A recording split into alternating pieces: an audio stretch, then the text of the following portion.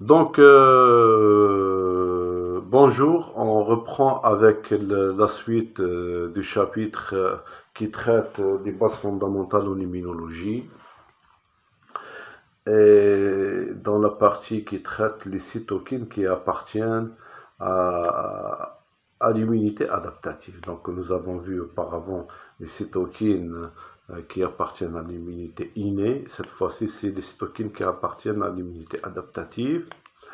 Donc, on peut citer l'IL-7, TNF-bêta, l'interleukine 2, interféron gamma, l'IL-4, l'IL-5, l'IL-3, l'IL-13, TGF-bêta, transferring. Si on commence par TNF-bêta, ces cytokines sont produites par les cellules T et les cellules B, T cells et B cells.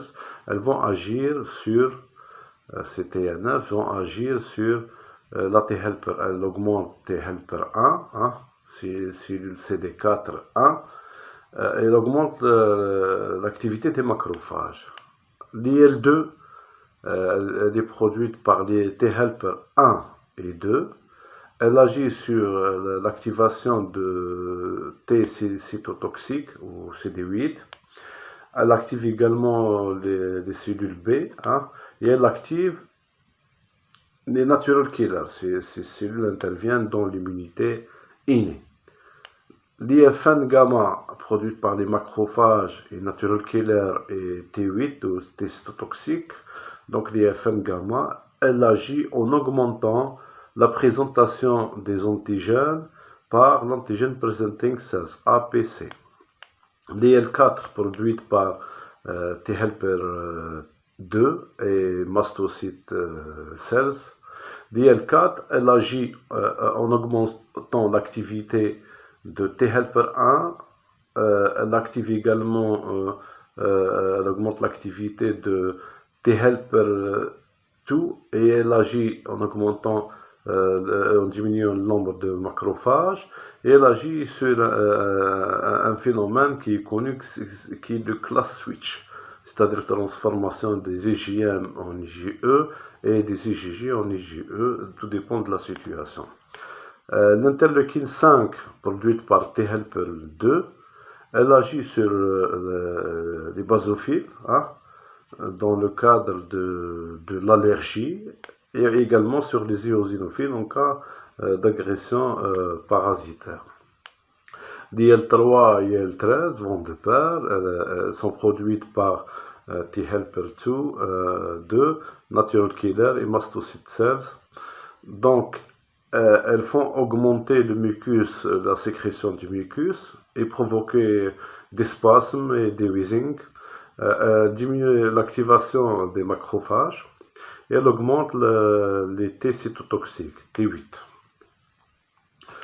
La TGF-bêta, pardon, l'IL13, en plus de ses effets, elle agit sur l'augmentation des lymphocytes d'une manière générale, hein, et l'hématopoïèse. Le TGF-bêta, transferring growth factor, elle agit en augmentant les globules blancs en général et elle augmente également les macrophages.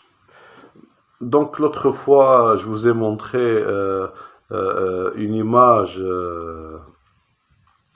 inversée avec l'effet miroir parce que j'ai fait l'enregistrement en mode selfie. Je vous ai promis de rectifier la tâche, hein. Donc je vous ai préparé la planche et on reprend rapidement avec cytokine, immunité innée. Donc juste je reprends la lecture. Donc nous avons vu TNF-alpha produite à 90% par les macrophages, T helper 1 et natural killer. Ces TNF vont agir sur l'inflammation et le cancer.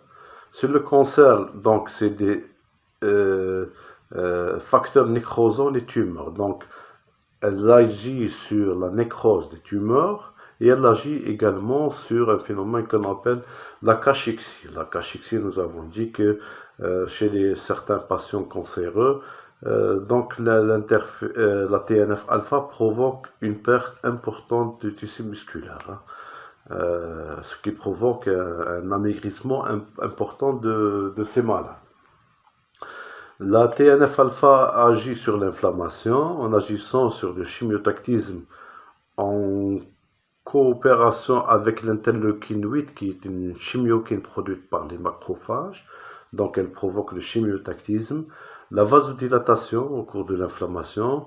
Elle fait augmenter les protéines de la phase aiguë, donc telles que la CRP, hein, par le foie, liver. Elle augmente la fièvre en agissant sur l'hypothalamus. Concernant l'IL-1 produite par les macrophages, et comme ces effets sont ubiquitaires, donc j'ai pas cité tous les effets ici, donc on laisse ça au fur et à mesure dans le cadre des chapitres prochains. L'IFN alpha, l'interféron alpha et l'interféron bêta, c'est des interférons de type 1. Ils sont produits respectivement par les macrophages et les fibroblastes, agissent en augmentant l'activité antivirale. Elles activent également le natural killer et diminuent la présentation du CMH classe 1, complexe majeur d'histocompatibilité de la classe 1. L'IL-12 produite par les macrophages et les cellules bêta, hein, bêta lymphocytes, elles vont agir en activant les macrophages. Elles activent et provoquent la différenciation des T-helper 1 et natural killer. L'IL-2 produite par les macrophages et à 90% par le T-helper 1 et 2.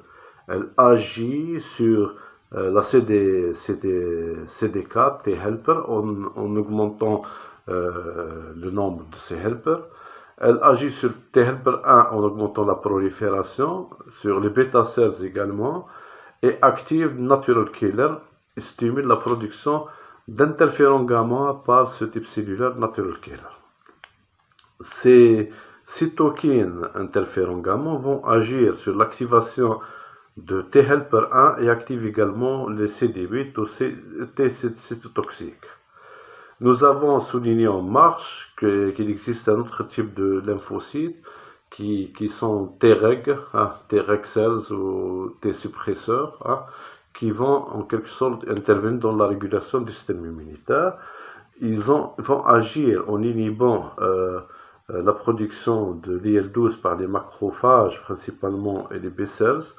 Elle provoque l'inhibition de la production d'interféron gamma par le natural killer. Elle provoque une diminution de la présentation de CMH de la classe 2. Donc dans le prochain chapitre, nous allons continuer avec les cytokines et troubles comportementaux. Je vous remercie de votre attention.